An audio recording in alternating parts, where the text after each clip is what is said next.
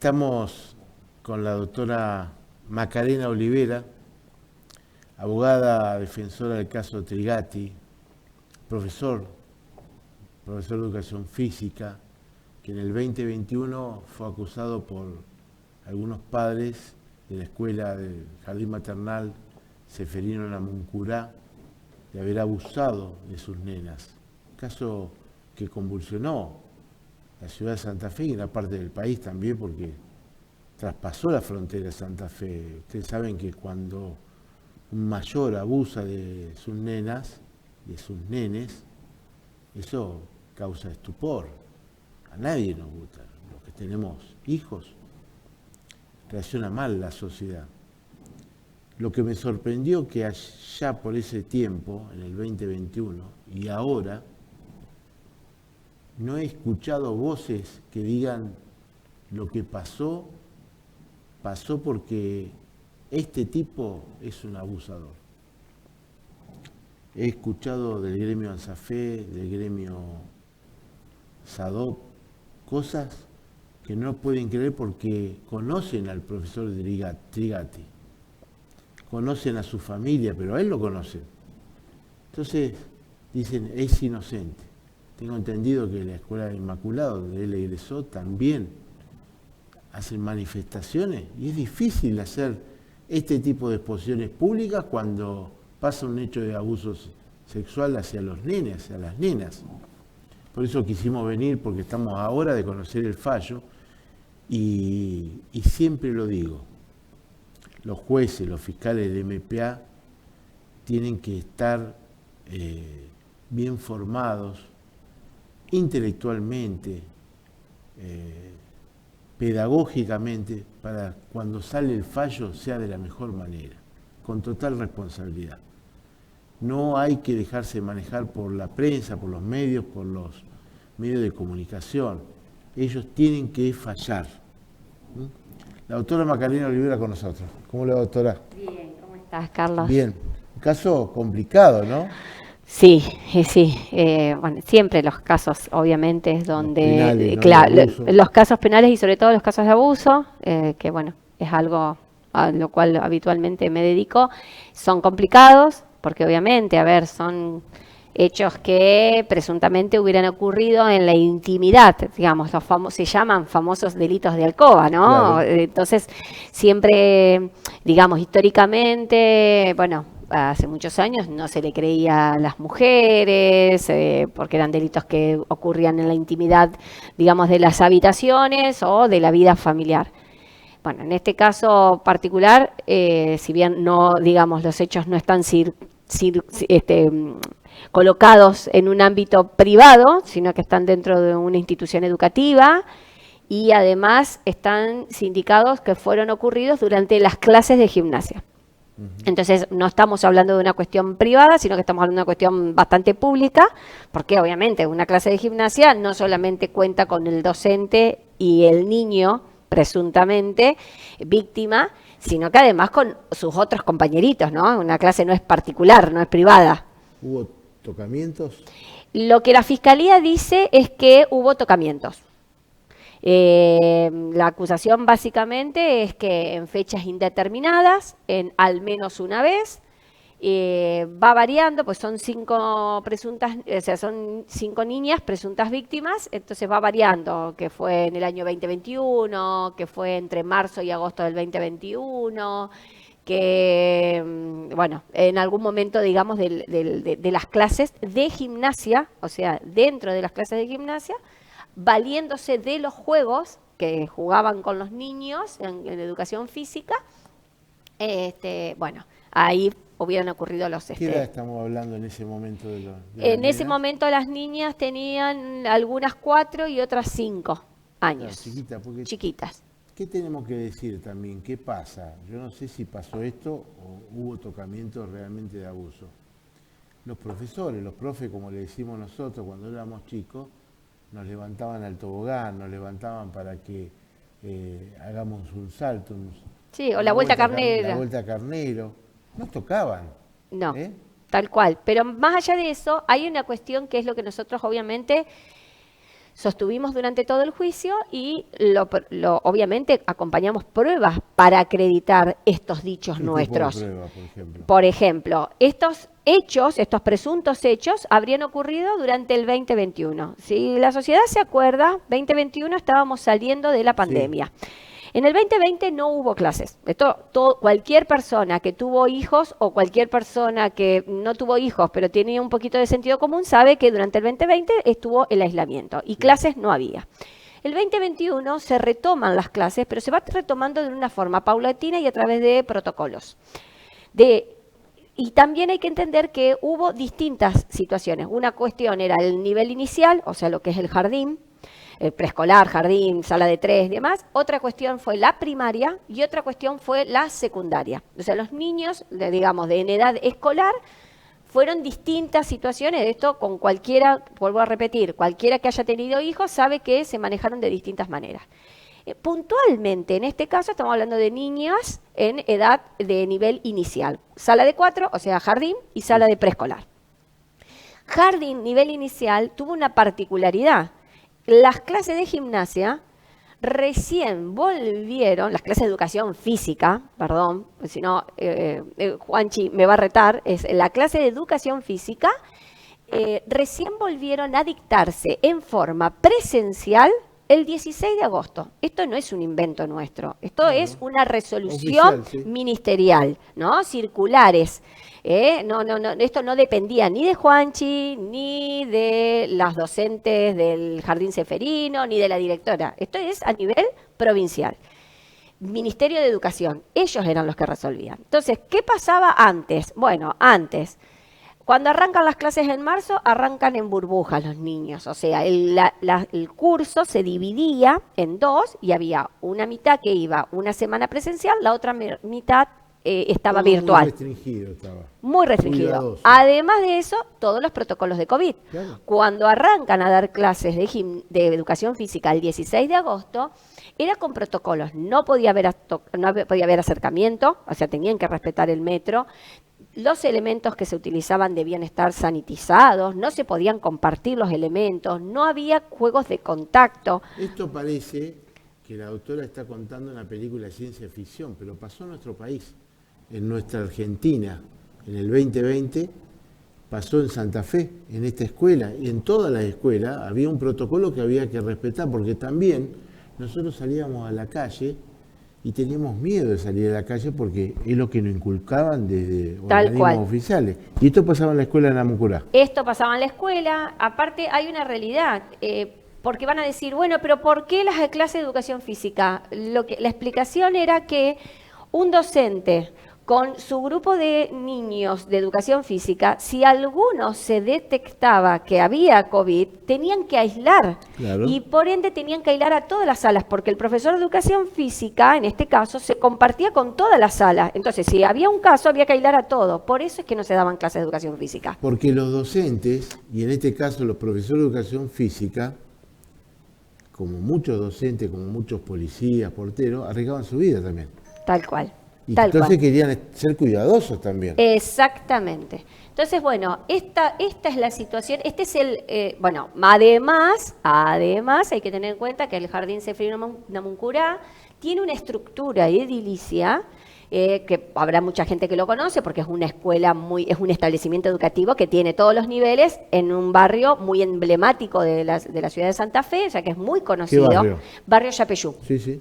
Y muy conocido. Saben que los patios y los accesos, digamos, es una escuela que, bueno, de hecho, se hizo una inspección judicial hace aproximadamente 15 días, fue uno de los últimos días, digamos, de juicio, de una de las pruebas que aportó la defensa es la inspección judicial, o sea, los jueces, con un grupo, obviamente, de seguridad, de respaldo policial, más de 30 policías, a raíz de, obviamente, de los hechos del 7 de octubre, fueron al jardín. Quemaron la casa del profesor. Eso, el 7 de octubre del 2021, además de los hechos vandálicos frente al jardín, donde padres manifestándose quemaban, esto salió en el juicio, quemaban, sacaban los niños de la escuela y les sacaban las bolsitas, los guardapolvos, las remeras, los cuadernos, todo, y hicieron un fuego fuera en la puerta del jardín.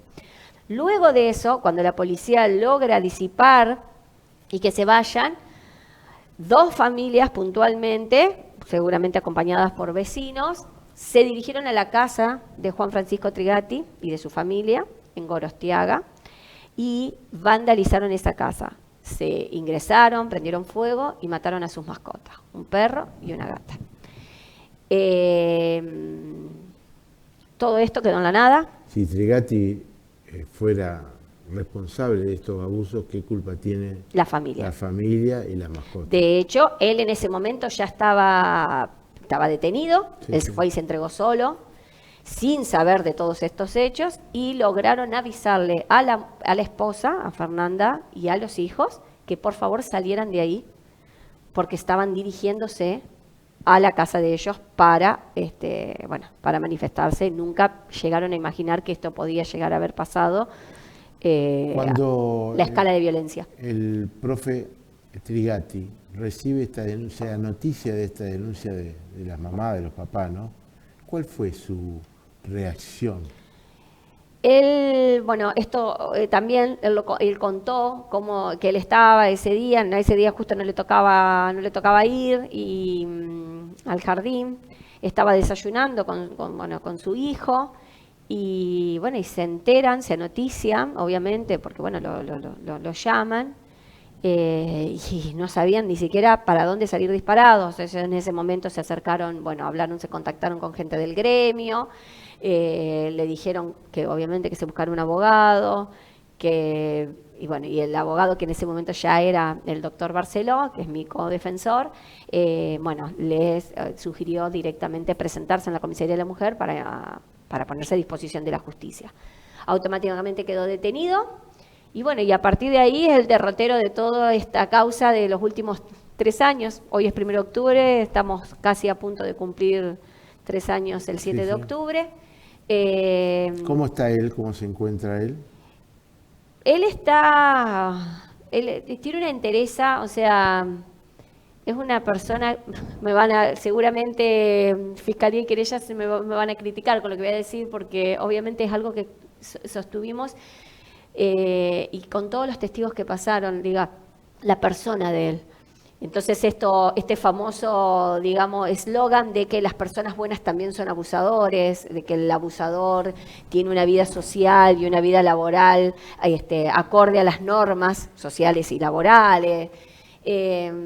Acaba más allá de eso, los testigos de concepto, los testigos compañeros de trabajo, todos han, hablado no solamente de la excelente persona que es él, sino de la profesionalidad con la que él se manejaba en sus ámbitos, en todos. Él, obviamente, estamos todos muy ansiosos y nerviosos, por la sentencia, por el veredicto, que se va a dar el jueves, pero también estamos esperanzados. Sabemos que, hemos aportado súper abundante prueba desincriminatoria. Ustedes piden la absolución. Nosotros pedimos la absolución. Pero también criticamos la calificación jurídica que seleccionó la Fiscalía en su momento, al momento de la acusación. ¿Por qué? Esto es en términos muy jurídicos. ¿Hay prejuicios por parte de algunos fiscales o de fiscales mujeres? Sí, obvio. ¿Se nota mucho eso? Sí, sí. De hecho, en los alegatos de clausura, tanto Fiscalía como querella, primero en principal, dijeron que los 23 testigos, que son docentes, directivos, asistentes escolares y padres del jardín, fueron padres de niños que eran alumnos de Juan Francisco, fueron todos a declarar a favor de Juan, y ellos dijeron que se habían puesto todos de acuerdo, que tenían un guión idéntico, que estaban todos unidos para encubrirlo. Estamos hablando de 23 personas. ¿Tiene hijos, doctora, usted? Sí, 2. ¿Y qué hubiese hecho usted, cómo reaccionaría si se entera que un profesor actúa de esta manera? Digo esto. Bien, sí. ¿Por qué digo esto? Porque lo que usted estaba diciendo, los docentes, los directivos, los padres, que salieron a respaldar al docente Trigatti, tienen hijos también. Tal cual, tienen hijos. Y no muchos. cualquier padre, sí hay padres, pero no cualquier padre sale a defender un abusador. No, totalmente. A ver, de hecho yo siempre lo explico, porque todo el mundo me cuestiona a mí como mujer, como abogada, que por qué defiendo abusadores. No, yo no defiendo abusadores, yo defiendo personas. Nosotros acá hay muchos prejuicios sociales y la gente habla, yo siempre digo que la gente tiene la boca grande y la usa. Yo soy abogada y defiendo personas. Cualquier persona en nuestro país Defensa técnica. necesitan tener un defensor cuando han sido denunciados y están llevándose adelante un proceso penal. O otro tipo, porque los abogados no solamente defendemos en procesos penales, también defendemos en otras situaciones. En este caso particular, nadie está defendiendo el delito de abuso, ni siquiera ninguno de todos los testigos que salieron a defender a Juan o que vinieron a declarar el juicio en una postura defensiva. No están defendiendo el delito, están defendiendo a una persona que ha tenido un comportamiento y que ha tenido una forma de manejarse en la vida y de ser que está, digamos, que es conocida por todos estos testigos. Pero lo loco... ¿Nunca surgió en la vida anterior del profesor Trigatti algo que hagan sospechar? Nada, y eso es esto es la característica de los testigos de concepto, porque más allá de que vinieron, digamos, los compañeros de trabajo para hablar de las circunstancias del jardín, de cómo se daban las clases, de cómo es el lugar, de cómo era el comportamiento del profesor Juan con los niños dentro del jardín, también vinieron otras personas a contarle a los jueces cómo era Juan en distintos ámbitos, en donde también tenía alumnos, chicos, alumnos más grandes, o sea, porque él tiene más de 25 años en el ejercicio de su profesión, siendo docente de educación física, y ha trabajado en muchísimos ámbitos. Él ha estado por ejemplo, catequista en el barrio Alto Verde, ayudar a la cooperativa de pescadores a levantar esa cooperativa porque, tenían en ese momento circunstancias que eran denigrantes. Después, ha estado en distintos proyectos y trabajos, como por ejemplo el patio, Educar, que era de Cáritas, ha estado en muchísimos ámbitos y ha sido preceptor en la Escuela Inmaculada, por eso los docentes de Inmaculada. ¿En otra escuela también? Ha trabajado en otras escuelas también, o sea, él, digamos, no es la única. Él en Ceferino, la única que pasó esto fue es en el allí. Ceferino en la Inmaculada y es solamente esto. Le calculábamos más de 4.000 alumnos en toda su vida y nunca tuvo problemas con absolutamente nadie. Solamente los hechos de presuntos abusos fueron estos puntuales que se dieron luego del 7 de octubre. ¿Quiénes son los jueces, doctora? El doctor Pablo Busaniche, que es el presidente, y la doctora Cecilia Labanca y el doctor Martín Torres. Excelentes, la verdad que se han comportado muy educados, muy criteriosos, siempre tratando de mediar. Ha sido un juicio, yo he estado en otros juicios, honestamente no puedo en este caso decir que ha habido, enfrentamientos o faltas de respeto. Sí, obviamente, cuestiones en que nos hemos dicho de ya sea objetar tanto la parte de la querellante como el fiscal con respecto a los testigos, ellos, pero siempre en un marco de mucho respeto.